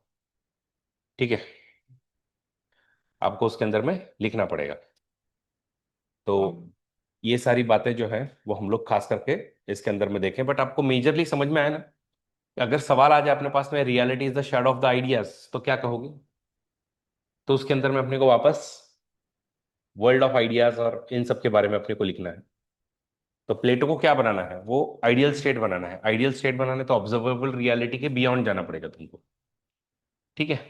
तो वो फिलोसॉफी की बात करता है, फिर उसमें एलिगरी ऑफ केव का एग्जांपल हो गया, चेयर का एग्जांपल दे दो, रोज का एग्जांपल दे दो, फ्लावर, ब्यूटी, इनके एग्जांपल्स आप लोग दे सकते हो। ओके। बाकी अगर प्लेटो के वर्क्स की बात करें तो प्लेटो के वर्क में आप लोग सबसे पहले रिपब्लिक नाम का उन्होंने जो है वो एक बुक लिखा। अब कभी कभी हम लोग क्या करते हैं, इनको बुक नहीं लिखते हैं। ठीक है, इसके लिए हम लोग कुछ कुछ अलग अलग शब्द यूज कर सकते हैं कि मैग्नम ओपस। क्या यूज करेंगे? कि इन हिज मैग्नम ओपस। अब द रिपब्लिक जो है वो एक बहुत ही क्लासिक बुक है। क्या बोलते हैं उसको हम लोग? Classic book. वो तो एकदम मानी हुई जानी हुई। तो इन हिज क्लासिक भी लिखते हैं कभी कभी। आप लोग ऐसा मत लिखते जाओ, उत्तर लिख रहे हो तो कि Plato in his book Republic says. ठीक है, कि भाई तुमको जो है वो किस तरीके से कम्युनिज्म का थियरी रखना है, ऐसा नहीं करना है। यू ट्राई टू राइट इधर मैग्नम ओपस या फिर उसके क्लासिक में। ओके, या फिर आप लोग उसके ग्रेट वर्क, ऐसे कुछ शब्द यूज करते जाओ। तो वो थोड़ा सा लगता है कि हाँ भाई आप लोग एक पॉलिटिकल स्कॉलर हो। नहीं तो फिर जो चल रहा है वो चल ही रहा है। यस, ऑनलाइन सबको समझ में आ रहा है? तो प्लेटो की जो वर्क्स है उसके अंदर में रिपब्लिक में, तो रिपब्लिक जब वो लिखा है तो ही इज यंग। ठीक है, अभी तक मेच्योर हुए नहीं है, अभी तक उनके एक्सपेरिमेंट सारे के सारे खत्म हुए नहीं है। ओके। तो ही इज यंग, और यंग जो प्लेटो है वो बहुत ही ज्यादा यूटोपियन है, रैडिकल है और रोमांटिक है। रोमांटिक का मतलब ये नहीं, रोमांटिसिज्म एक अलग ही आइडियोलॉजी जिसके अंदर में तुम मतलब ऐसी ख्याली बहुत सारी ऐसी बातें करते हो जो बहुत ही अलग होती है कि ऐसा होना चाहिए, तो उसको रोमांटिक बोलते हैं हम लोग। ठीक है, तो वैसा। तो यूटोपिया का मतलब है कि जो सच नहीं हो सकता है ऐसा, तो वो यूटोपियन है। फॉर एग्जाम्पल, इंडियंस इंडियन से बिलीव करना या इंडियन से एक्सपेक्टेशन रखना कि हम लोग ट्रैफिक रूल्स फॉलो करेंगे, कि हम लोग कचरा जो है वो जापानीज लोगों की तरह अपने पास एक खुद का बैग रखेंगे जिसके अंदर में अलग अलग कचरा हम लोग जो सेग्रीगेटेड रख करके अपने घर में जाकर के सेग्रीगेट करके उसको फेंकें।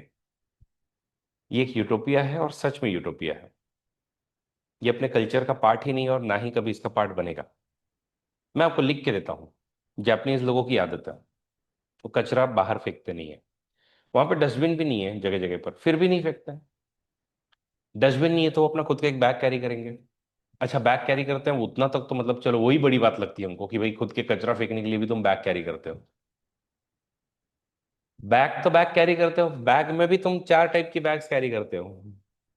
एक बायोडिग्रेडेबल है, एक रीयूजेबल है, एक पेपर वाला है। तीन बैग्स घर पे गए, वो तीनों बैग में अलग अलग सेग्रीगेटेड में फेंकूंगा कचरा। ये हमसे एक्सपेक्ट करना, इट्स अ यूटोपिया। होना चाहिए क्या ऐसा? होना चाहिए, बिल्कुल होना चाहिए कि ऐसा एक वर्ल्ड होना चाहिए। बट यूटोपियन वर्ल्ड है, बहुत ही रेडिकल आइडिया है। रेडिकल मतलब अमूलाग्र जो परिवर्तन करते कि सब कुछ एकदम चेंज ही कर दिया आपने, उसको आप लोग कहोगे रेडिकल आइडिया है, बहुत ही रेडिकल आइडिया है। तो प्लेटो बहुत रेडिकल है, बहुत यूटोपियन है, बहुत ही रोमांटिक है रिपब्लिक के अंदर में। बट बहुत क्लासिक बुक है। बीच में फिर वो स्टेट्समैन लिखता है, और जब अपने आइडियाज को उसका ही शिष्य क्रिटिसाइज करता है, फिलोसोफर किंग के आइडियाज को, कम्युनिज्म के आइडियाज को, कौन? अरिस्टोटल। जब क्रिटिसिज्म मिलता है प्लस उन्होंने खुद के जो एक्सपेरिमेंट किए, उन एक्सपेरिमेंट्स में जब फेल हो जाते हैं तो फिर एक प्रैक्टिकल बुक लिख करके जाते हैं जिसका नाम था द लॉज। तो मैंने आपको ऑलरेडी बताया कि वो 3 बार उन्होंने कोशिश की फिलोसोफर किंग को बनाने की। ठीक है, इनके थोड़े से नाम इतने अलग अलग हैं कि थोड़े भूल जाते हैं हम लोग। बट सिसिली में 3 बार कोशिश की। कितनी बार? 3 बार। एक ही परिवार के समय, और वो भी 60 साल की उम्र में कोशिश की इन्होंने। कब की है? 60 साल के होने के बाद। अब 60 साल की उम्र में वो जा रहे हैं वहां, सिखा रहे हैं, समझ ही नहीं रहे लोग। उसके बच्चे को सिखाया, समझे ही नहीं। और एक रोलर है, उसको सिखाया, समझे ही नहीं। तो फिर वो समझ गए कि शायद से it is impractical, philosopher king जैसी चीजें नहीं हो सकती है। एक पर्सन का रूल गलत है, और रूल ऑफ लॉ होना चाहिए, ना कि रूल ऑफ मैन। तो बदलाव जो है वो हम लोग प्लेटो के अंदर में देखेंगे आगे जाकर के। उसका तीसरा जो वर्क है वो है द लॉस। ठीक है। एंड एज आई सेड कि अपने को क्वेश्चन क्या पूछ सकते हैं? All that is Platonic is Socratic. अगर ऐसा कोई क्वेश्चन आता है, उत्तर लिखना एकदम सिंपल है। ठीक है। कि all that is Platonic is Socratic, इस स्टेटमेंट का मतलब ही क्या बनता है? इस स्टेटमेंट का मतलब होता है कि प्लेटो के ऊपर में सोक्रेटस का ह्यूज इन्फ्लुएंस था। एंड तुम लोग जब स्टेटमेंट डाल रहे हो कि ऑल दैट इज प्लेटोनिक, मतलब प्लेटो जो कुछ है वो सब सोक्रेटस का है, तो गलत है ना? तो आप पहले इस स्टेटमेंट को सपोर्ट करते हुए एक पैराग्राफ लिखोगे उत्तर लिखते समय में। वापस आपको बता दूं उत्तर लिखन कैसे करना है। यस।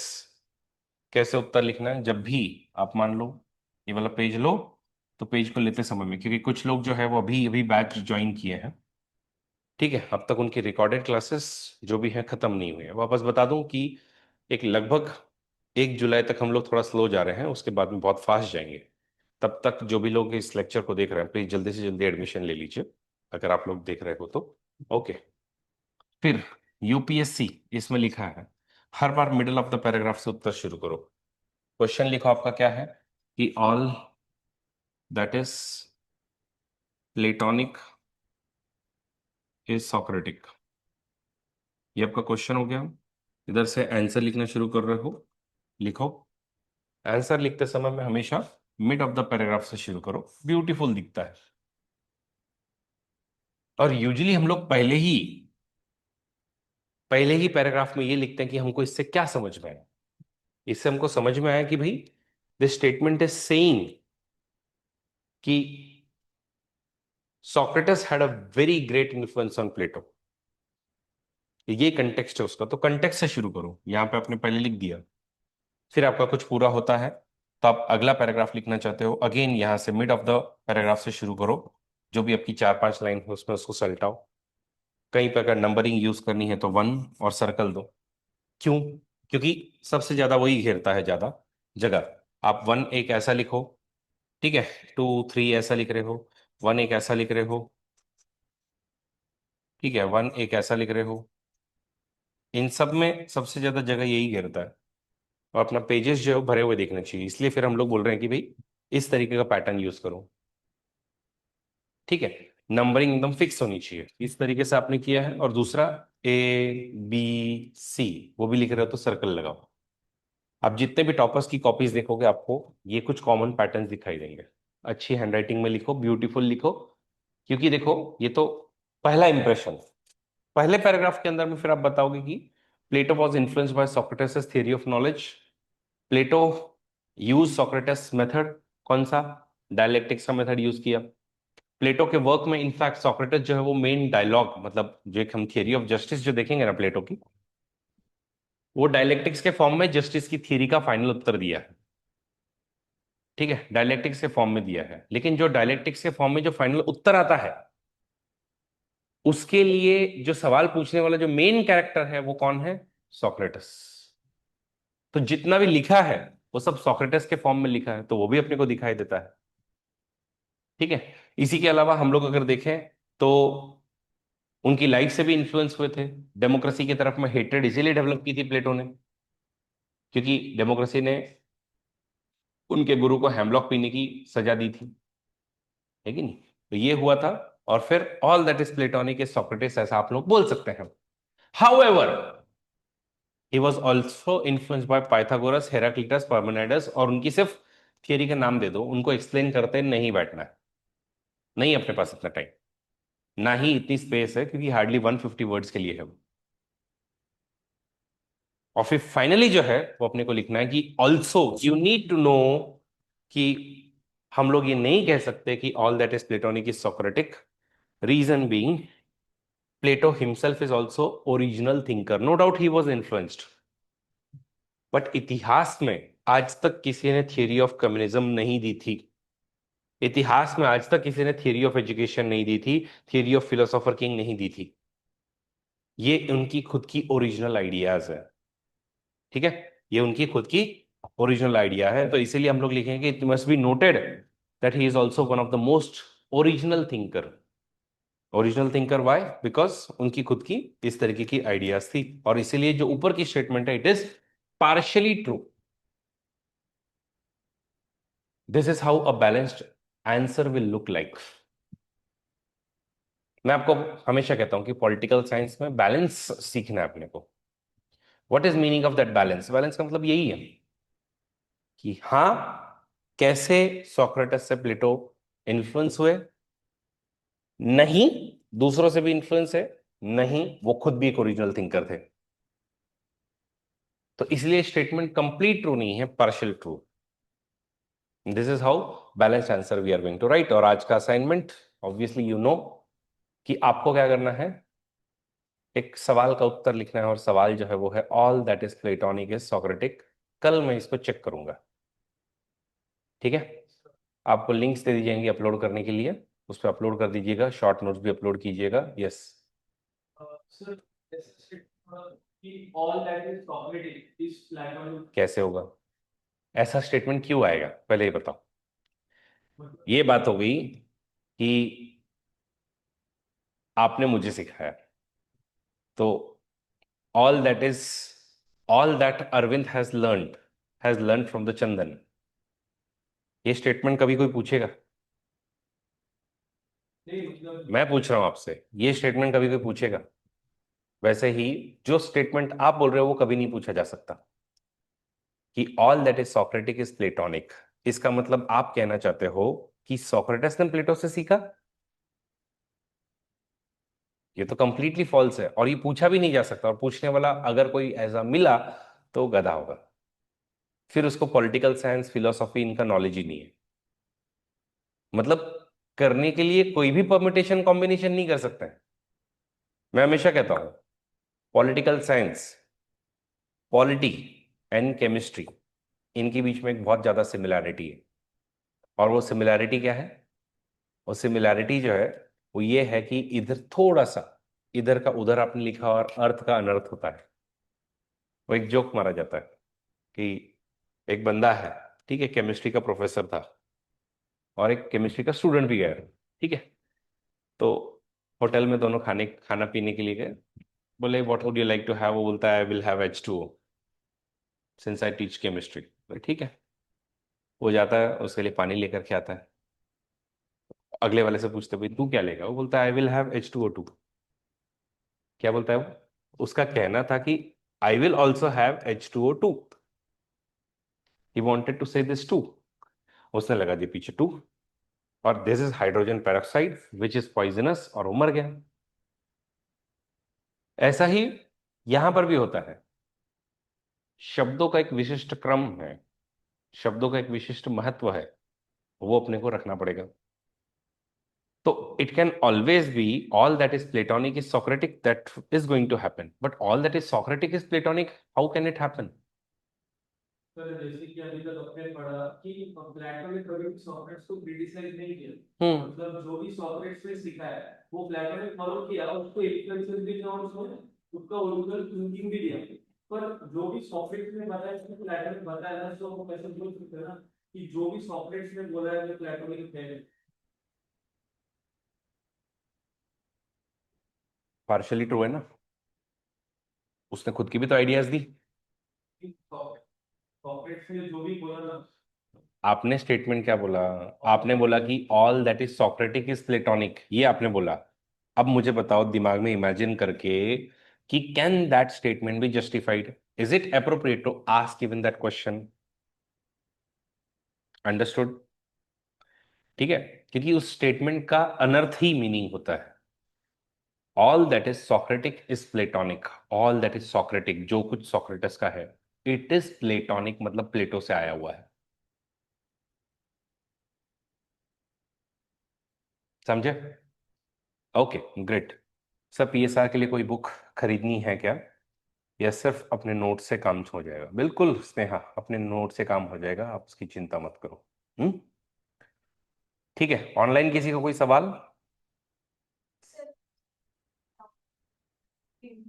हम्म, आपको करने पड़ेंगे क्योंकि नोट्स चेंज होते रहेंगे हर बार। मैं जितनी बार नोट्स को पढ़ूंगा उतनी बार मैं उसमें एडिशन करते जाऊंगा, उसमें कुछ ना कुछ बदलता जाएगा। ठीक है, इसलिए मैं आपको सॉफ्ट कॉपीज देते जाऊंगा, वो प्रिंट करते जाऊंगा। ग्रेट। तो आज के लिए इतना ही रखते हैं, और कुछ अगर इसमें बचा है तो मैं देखता हूँ। ये ऑल दैट इज प्लेटोनिक। हाँ, पहले अपने को बताना पड़ेगा कि हाँ भाई, this question is about influence of Socrates. Socrates को wisest man on the earth मानते थे, ठीक है, because he use to acknowledge that I am ignorant. तो थोड़ा सा अपने को पूरा इसका ब्रेकअप देना पड़ेगा ना। ये तो आप उधर बता रहे हो कि इन्फ्लुएंसेस कैसे हैं, बाकी यहाँ पे आप लोग इस तरीके से इसको बताओ। ठीक है, ओके। तो आज के लिए इतना, और फिर थियरी ऑफ फॉर्म्स जो है, जो मैंने आपको सिखाई वो भी आपको समझ में आई। यस, थियरी ऑफ फॉर्म्स में एलिगरी ऑफ केव्स का उत्तर लिखना जरूरी है। और थियरी ऑफ सोल आज देख ले क्या, फिर कल हम प्लेटो की थियरी ऑफ जस्टिस से शुरू करेंगे। एक सिंपल छोटी सी थियरी है, थियरी ऑफ सोल। ठीक है, तो थियरी ऑफ सोल में वो किससे इन्फ्लुएंस्ड है? पाइथागोरस। पाइथागोरस कहाँ से आए थे? ऐसा कहते हैं कि इंडिया होकर के आए हुए थे, वहां से वो सीखे हुए हैं। तो सोल जो है परमानेंट पार्ट है, और बॉडी जो है वो परमानेंट पार्ट नहीं है। ओके, तो ऐसे ही वो कहते हैं कि देखो, सोल तीन टाइप की होती है। तीन टाइप की कौन सी? तो एक जिसके अंदर में रीजन डोमिनेट करे। ठीक है, this is very important. Theory of soul कभी भी सिर्फ क्वेश्चन के तौर पर नहीं आएगा। मतलब ये इतना छोटा टॉपिक है कि कभी यूपीएससी ऐसा नहीं पूछेगी कि प्लेटो की थियरी ऑफ सोल पे हमको बताओ। मतलब आई डोंट थिंक सो कि ऐसा होना चाहिए। थियरी ऑफ सोल में के अंदर में बेसिकली वो कहते हैं कि तीन टाइप के सोल्स होते हैं। हर एक सोल के अंदर में तीनों कंपोनेंट होंगे, समझ के लीजिए। हर एक सोल के अंदर में तीनों कंपोनेंट होंगे, रीजन, करेज, एपेटाइट, ये तीनों के तीनों भी मेरे अंदर है।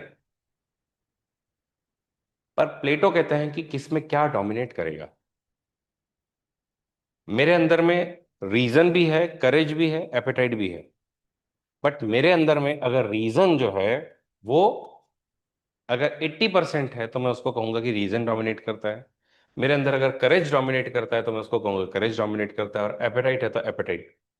तो उनका कहना था, जिन लोगों के अंदर में रीजन डोमिनेट करता है उन लोगों को आप बनाओ रूलिंग क्लास। ऐसे लोग गोल्ड क्लास के लोग हैं। जिन लोगों के अंदर में करेज है, लड़ने की शक्ति है, उनको बनाओ सोल्जर क्लास, वो सिल्वर क्लास होंगे। और जिनके अंदर में एपेटाइट, एपेटाइट का मतलब होता है वैसे तो भूख, लेकिन यहां पर इसका मतलब बनता है इच्छा। क्या बनता है? इच्छा।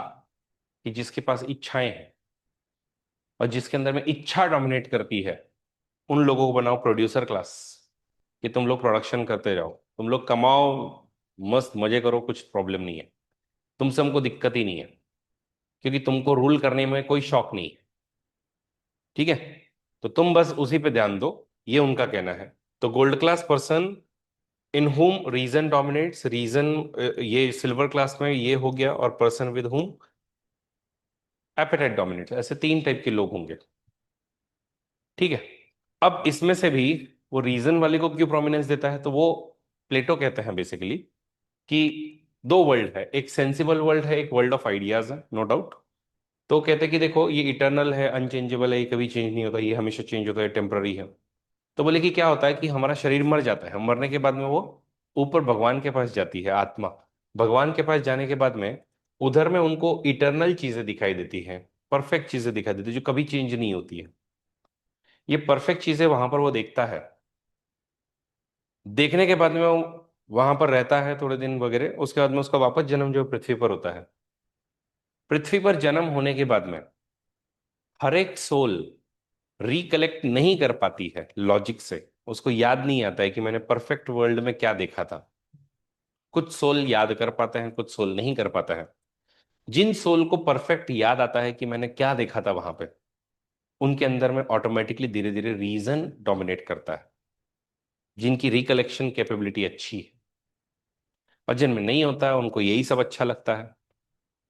ठीक है। तो ऐसे फिर वो कहते हैं कि तो सोल की भी तीन कैटेगरीज है। ठीक है, तो किन को याद आ रहा है? तो वो कहते हैं कि भाई in the kingdom of God soul observes different things and ideas in the world of gods. Okay, और वहां पर वो देखने के बाद में जब वो पृथ्वी पर आता है, तो पृथ्वी पर आने के बाद में वर्ल्डली थिंग्स को देखने के बाद में उनको याद आता है कि भाई इसका परफेक्ट मैनिफेस्टेशन कैसा हुआ करता था वहां पे भगवान के पास। तो जो रिकलेक्ट नहीं कर पाते हैं, not every soul is equally capable of recollecting it. Okay, कुछ करते हैं कुछ नहीं करते हैं। जिनमें रीजन डोमिनेट करता है वो कर पाते हैं, और ऐसे ही लोगों को अपने को क्या बनाना है? रूलिंग क्लास बनाना है। ठीक है। तो ये उनकी बेसिक आइडिया है। तो ही सेज कि जिसके पास लॉजिक है, जिसके पास रीजन है, जिसके पास मैथमेटिकल एबिलिटीज है, उसी को हम लोग क्या करेंगे? उसी को हम लोग बेसिकली रूलिंग क्लास के अंदर में उसका समावेश करके लेंगे। ठीक है। तो guys, this was ideas with respect to theory of soul, theory of ideas, theory of knowledge। और कल हम लोग जो है वो प्लेटो की थियरी ऑफ जस्टिस से शुरू करेंगे। आई होप आप सबको मजा आया, आप सबने बहुत कुछ सीखा। आंसर राइटिंग के लिए आपको क्वेश्चन ऑलरेडी मैंने दे दिया है, इसका सवाल लिखिएगा, इसका उत्तर कल चेक किया जाएगा। ओके, लिंक आपको मैं थोड़ी देर में दे दूंगा जहाँ पे आपको अपलोड करना है दोनों चीज़ें। शॉर्ट नोट्स का फोल्डर तो अपना ऑलरेडी आई थिंक बना है प्लेटो के लिए, या नहीं बना है अभी तक? आई थिंक प्लेटो का नहीं बना है ना। प्लेटो का फोल्डर बनाता हूँ, उसके अंदर में रोज अपलोड करते जाओ, उसमें ऐड करते जाओ अपने। प्लीज जब भी अपलोड करो तो उसके अंदर में नाम जरूर लिखना आपका, ताकि मुझे पता चले कि किसने किसने नोट्स बनाए हैं। ऑनलाइन एनी क्वेश्चंस बेटा? अदरवाइज आज के लेक्चर को रोकता है। ठीक है, थैंक यू। मजा आया कि नहीं? ऑनलाइन वालों, तुमको मजा आया कि नहीं ये बताओ पहले।